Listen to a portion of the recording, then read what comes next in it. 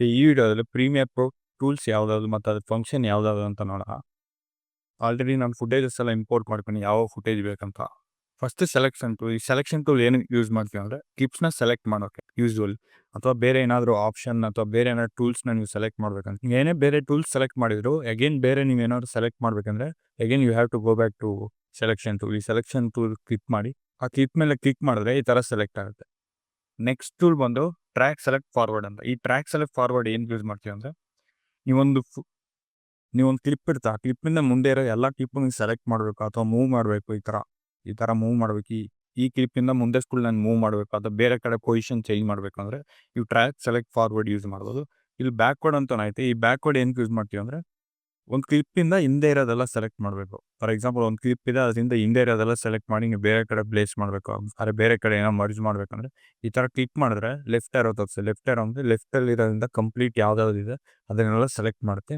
ಮತ್ತು ನೆಕ್ಸ್ಟ್ ನೀವು ಈ ಥರ ಮೂವ್ ಮಾಡ್ಕೋಬೋದು, ಯಾವ ಕಡೆ ಬೇಕು, ರೈಟ್ ಬೇಕಾ ಲೆಫ್ಟ್ ಬೇಕಾ ಆ ಥರ ಮೂವ್ ಮಾಡ್ಕೋಬೋದು. Next tool ripple edit tool. ಈ ರಿಪಲ್ ಎಡಿಟ್ ಟೂಲ್ ಏನಕ್ಕೆ ಯೂಸ್ ಮಾಡ್ತೀನಿ ಅಂದರೆ ಫಾರ್ ಎಕ್ಸಾಂಪಲ್ ಕರೆಕ್ಟಾಗಿ ಇಲ್ಲಿ ನಾನು ಕಟ್ ಮಾಡಬೇಕು, ಈ ಪೊಸಿಷನಲ್ಲಿ ಕರೆಕ್ಟಾಗಿ ಕಟ್ ಮಾಡಬೇಕಂದ್ರೆ ಯಾವ ಥರ ಕಟ್ ಮಾಡ್ತೀವಿ, ಕಮೆಂಟ್ ಕೆ ಪ್ರೆಸ್ ಮಾಡಿ ಕರೆಕ್ಟಾಗಿ ಒಂದು ಕಟ್ ಪ್ಲೇಸ್ ಆಗುತ್ತೆ.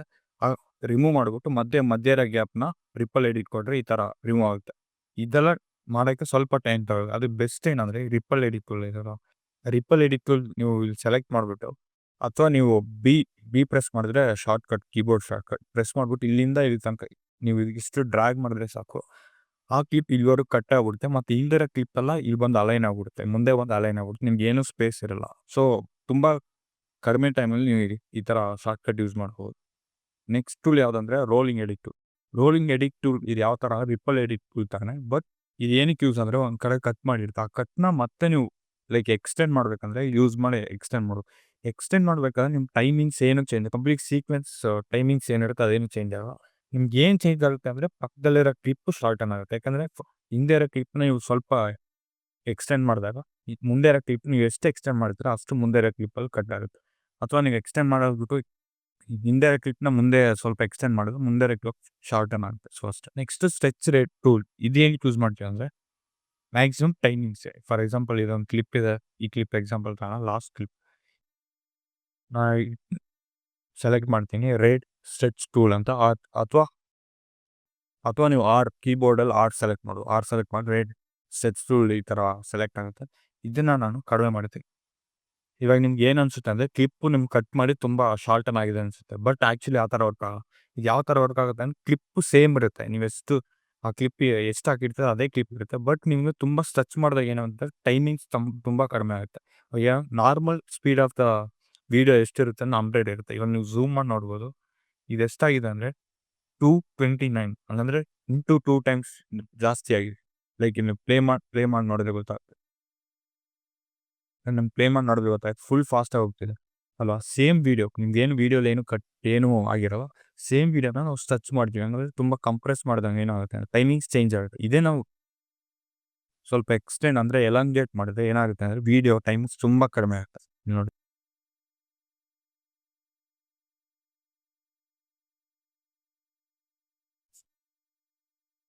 ತುಂಬ ಸ್ಲೋ ಆಗುತ್ತೆ.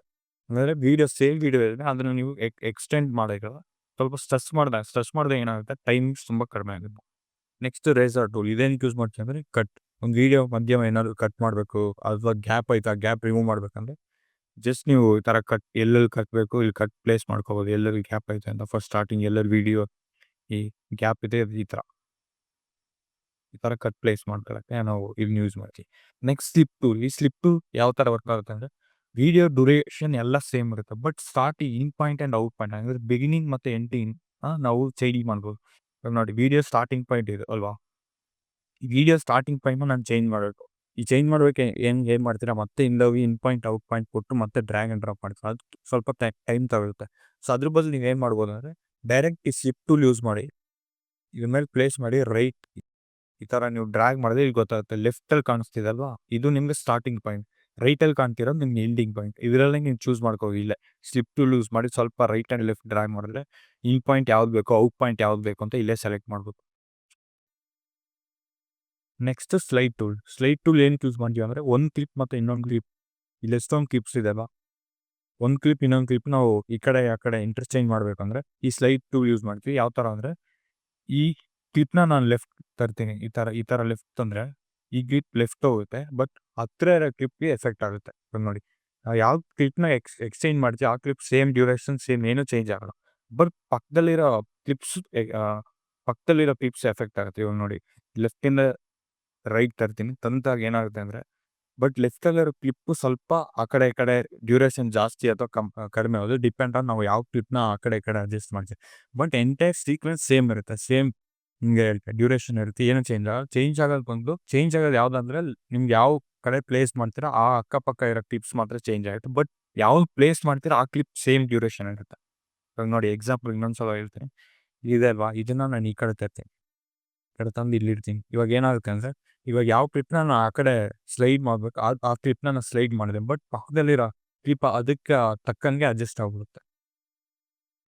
So next tool pen tool. ಈ ಪೆನ್ ಟೂಲ್ ಏನಕ್ಕೆ ಯೂಸ್ ಮಾಡ್ತೀನಿ, ಏನಾದರೂ ನಿಮಗೆ ಬೇಕಿರೋ ಕಸ್ಟಮೈಸ್ ಶೇಪ್ ಏನಾದರೂ ಈ ಥರ ಡ್ರಾ ಮಾಡಬೇಕಂದ್ರೆ ಈ ಥರ ಡ್ರಾ ಮಾಡ್ಬೋದು.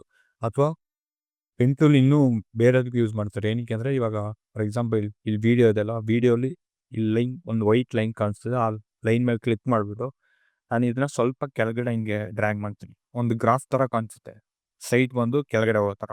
ಅದು ಆ್ಯಕ್ಚುಲಿ ಏನಂದರೆ ಒಪಾಸಿಟಿ ಅಂತ ಹೇಳಿ. ಒಪಾಸಿಟಿ ಏನಂದರೆ ಟ್ರಾನ್ಸ್ಪರೆನ್ಸಿ. ಇವಾಗ ನೋಡಿ ನಿಮ್ಗೆ ಗೊತ್ತಾಗುತ್ತೆ, ವಿಡಿಯೋ ಮುಂದೆ ಹೋಗ್ತಾ ಅದ್ರ ಲೈಕ್ ಬ್ರೈಟ್ನೆಸ್ ಅಂದರೆ ಒಪಾಸಿಟಿ, ವಿಡಿಯೋ ಒಪಾಸಿಟಿ ತುಂಬ ಈಸಿ ಆಗುತ್ತೆ. ಈ ಥರನೂ ನೀವು ಪೆನ್ ಟೂಲ್ ಯೂಸ್ ಮಾಡಿ ಮಾಡ್ಬೋದು. ಅಥವಾ ಸ್ಪೀಡ್ ಕಂಟ್ರೋಲ್ ಮಾಡೋದು, video speed fast and slow ಮಾಡೋದು ಪೆನ್ ಟೂಲ್ ಯೂಸ್ ಮಾಡ್ಬೋದು. ಅದು ಮುಂದೆ ನೋಡೋಣ. ನೆಕ್ಸ್ಟ್ ಶೇಪ್ಸ್, ಈ ಥರ ರೆಕ್ಟ್ಯಾಂಗಲ್ ಶೇಪ್ಸ್ ಇದೆ, ಬೇಕಾದ್ರೆ ಡ್ರಾ ಮಾಡ್ಬೋದು. ನೆಕ್ಸ್ಟು ಎಲಿಪ್ಸು ಇದೆ, ಎಲಿಪ್ಸು ನೀವು ಡ್ರಾ ಮಾಡ್ಬೋದು. ಅಥವಾ ಸರ್ಕಲ್ ಬೇಕಂದರೆ ನೀವು ಶಿಫ್ಟ್ ಹೋಲ್ಡ್ ಮಾಡಿ ಹಿಂಗೆ ಡ್ರ್ಯಾಗ್ ಮಾಡಿದ್ರೆ ಹಿಂಗೆ ಸರ್ಕಲ್ ಬರುತ್ತೆ. ನೆಕ್ಸ್ಟ್ ಅದೇ ಥರ ಪಾಲಿಗಾನ್ ಮತ್ತು ಟ್ರಯಾಂಗಲ್ ಶಿಫ್ಟ್ ಹೋಲ್ಡ್ ಮಾಡಿದ್ರೆ ಟ್ರಯಾಂಗಲ್ ಬರುತ್ತೆ.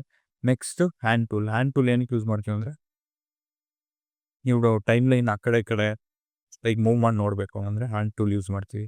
ಅಥವಾ ಮತ್ತೆ ಏನಕ್ಕೆ ಯೂಸ್ ಮಾಡ್ತೀವಿ ಅಂದರೆ ಈ ವಿಡಿಯೋ ತುಂಬ ಝೂಮ್ ಮಾಡಿರ್ತೀರ, ಆ ಕಡೆ ಲೆಫ್ಟ್ ಆ್ಯಂಡ್ ರೈಟ್ ನೋಡಬೇಕು, ಟಾಪ್ ಆ್ಯಂಡ್ ಬಾಟಮ್ ನೋಡಬೇಕು ಅಂದರೆ ನೀವು ಹ್ಯಾಂಡ್ ಟೂಲ್ ಯೂಸ್ ಮಾಡಿ ನೋಡ್ಬೋದು.